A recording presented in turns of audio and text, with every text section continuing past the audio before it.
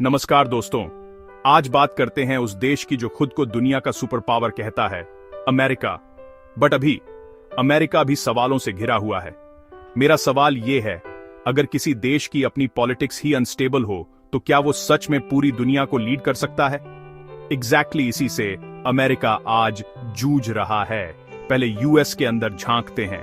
Ruling party और opposition हमेशा एक दूसरे के गले पड़े रहते हैं, डिसीजंस कांग्रेस में अटके रहते हैं और लोग पूछते रहते हैं, हमारी टैक्स मनी दूसरे देशों में वॉर्स क्यों फंड कर रही है जब हमारे यहाँ इन्फ्लेशन और जॉबलेसनेस है।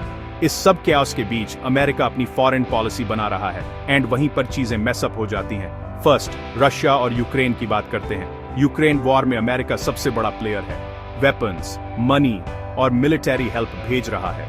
बट अब खुद अमेरिकन्स भी पूछ रहे हैं, ये वॉर कब खत्म होगी, हम और कितना स्पेंड करेंगे। दुनिया अमेरिका से लीड करने को कहती है, लेकिन अमेरिकन्स चाहते हैं कि उनके लीडर्स पहले घर की प्रॉब्लम्स सॉल्व करें। That's a real tug of war. Next stop, China.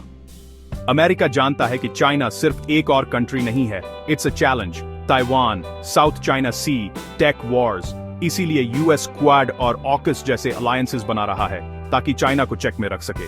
But here's the real question, क्या अमेरिका इतने सारे फ्रंट्स पर एक साथ फाइट कर सकता है?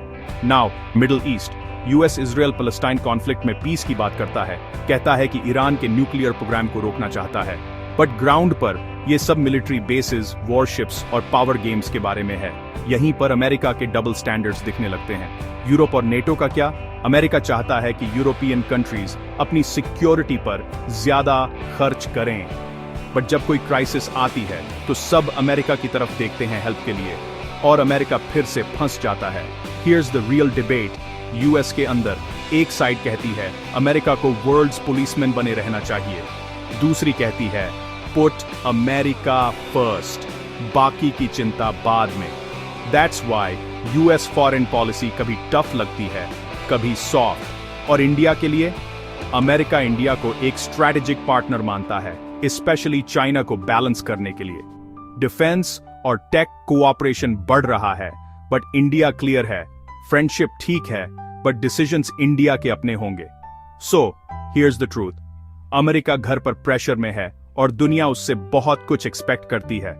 बट दुनिया बदल रही है, पावर शिफ्ट हो रहा है, और अमेरिका अकेला सुपर पावर नहीं रहा जैसा वो कभी था। द रियल क्वेश्चन ये नहीं है कि अमेरिका क्या करेगा, ये है क्या हम एक नई ग्लोबल लीडरशिप की तरफ बढ़ रहे हैं। बिकॉज हिस्ट्री दिखाती है, जब एक सुपर पावर स्टंबल करता है तो दुनिया एक नया रास्ता ढूंढ लेती है। जय Hind, stay alert, stay wise.